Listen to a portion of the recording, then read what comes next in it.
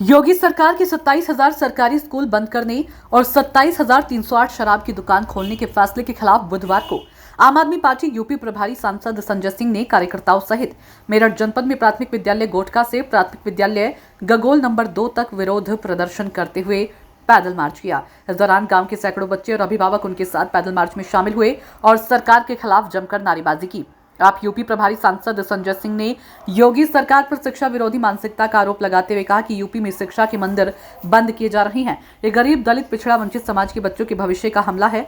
हम सड़क से लेकर सुप्रीम कोर्ट तक लड़ेंगे। संजय सिंह ने बताया कि स्कूलों का बंद किया जाना शिक्षा के अधिकार अधिनियम का उल्लंघन है, जो हर बच्चे को 1 किलोमीटर के दायरे में स्कूल की गारंटी देता है। स्कूल की दूरी अधिक होने से बालिकाओं सहित कई बच्चों की पढ़ाई छूट रही है। सरकार स्कूलों को बंद कर शराब की दुकानें खोल रही है। स्कूलों का बंद किए जाने का आम आदमी पार्टी कड़ा विरोध करती है।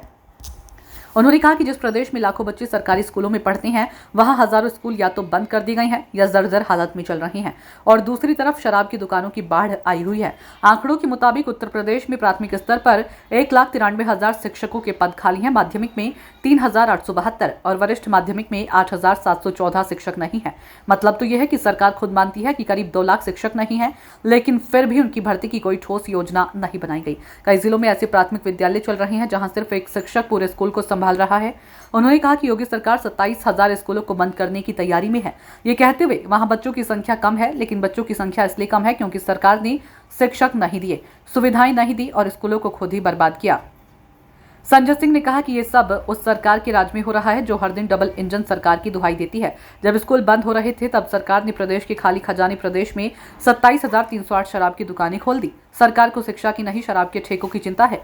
यही वजह है कि उत्तर प्रदेश में प्रति छात्र शिक्षा पर सिर्फ 9,167 सालाना खर्च हो रहा है, जो कि राष्ट्रीय औसत 12,768 से कहीं कम है। उन्होंने कहा कि योगी सरकार का असली चेहरा अब जनता के सामने आ चुका है। ये सरकार नहीं चाहती कि गरीब, दलित, पिछड़ा और किसान का बच्चा पढ़ लिख कर आगे बढ़े, इसलिए शिक्षा को पूरी तरह से तबाह किया जा रहा है। स्कूलों को या तो मर्ज कर दिया गया या उन्हें खस्ता हाल छोड़ दिया गया है। आम आदमी पार्टी ने पूरे प्रदेश में स्कूल बचाओ आंदोलन शुरू किया। हम गांव गांव जाकर जनता को बताएंगे कि योगी सरकार बच्चों से किताबें छीनकर शराब की बोतल थमा रही है। हम मधुशाला नहीं पाठशाला चाहिए कि नारे के साथ यह आंदोलन तब तक चलाएंगे जब तक प्रदेश में हर बच्चे को शिक्षक, स्कूल और शिक्षा का अधिकार नहीं मिल जाता। संजय सिंह ने स्पष्ट शब्दों में कहा कि यदि योगी सरकार ने तुरंत शिक्षक भर्ती, स्कूलों की मरम्मत और बंद स्कूलों को फिर से शुरू करने की दिशा में कदम नहीं उठाया तो आम आदमी पार्टी ये मुद्दा सड़क से सदन तक जोर शोर से उठाएगी और हर मोर्चे पर सरकार को बेनकाब करेगी। इस विलय के कारण बच्चे अब दूसरे स्कूल में जाते नहीं, आपके सामने उन्होंने बोला। तो अगर दूसरे स्कूल में नहीं जाते इसका मतलब उनकी पढ़ाई बंद हो गई, उनका भविष्य बर्बाद हो गया।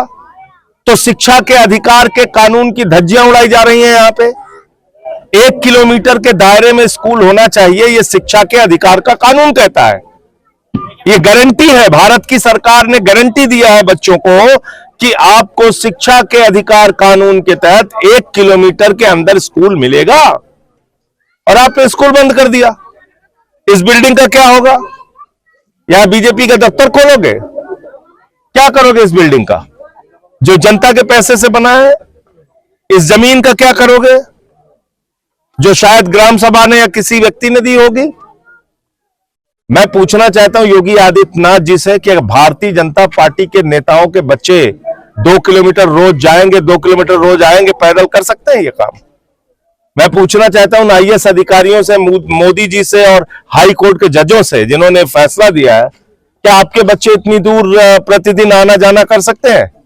तो ये घोर अन्याय है, बच्चों की शिक्षा को छीनने की एक नापाक कोशिश है। और बाबा साहब डॉक्टर भीमराव अंबेडकर जी ने जो सपना देखा था और ये कहा था शिक्षा शेरनी का वो दूध है जो जितना पिएगा उतना दहाड़ेगा, तो वो शेरनी का दूध छीनने की एक कोशिश है। और सबको अनपढ़ रखना चाहते हैं योगी जी और मोदी जी और भारतीय जनता पार्टी के लोग। वो चाहते हैं एक अनपढ़ समाज बने, वो चाहते हैं एक ऐसा समाज बने जहां पे कोई पढ़ा लिखा ना हो, और अगर पढ़ लिख जाएगा तो हमसे सवाल करेगा। तो अनपढ़ समाज बनाना चाहते हैं। लेकिन आम आदमी पार्टी और हमारी प्राथमिकता शिक्षा, स्वास्थ्य, बिजली, पानी हमेशा से रही है और हम इसकी लड़ाई पूरे उत्तर प्रदेश में लड़ रहे हैं।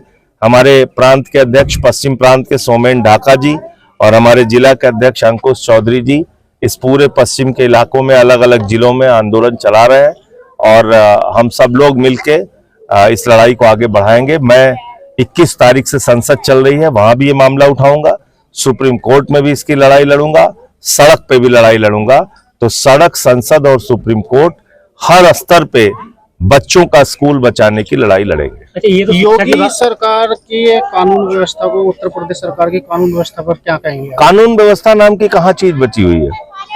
आप देखिए, एक एक दिन में 24 दो दर्जन हत्याएं हो रही हैं उत्तर प्रदेश में। क्या कानून व्यवस्था है बताइए? लोगों की जिंदगी की कोई कीमत है?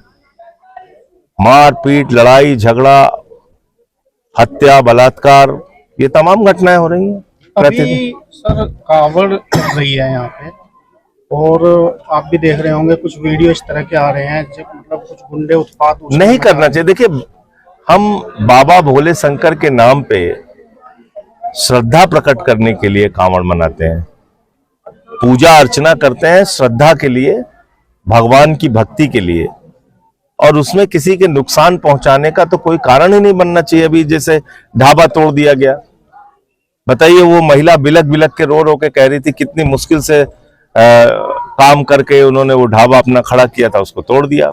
कभी आता है स्कॉर्पियो तोड़ दिया, कभी ड्राइवर को मार रहे हैं।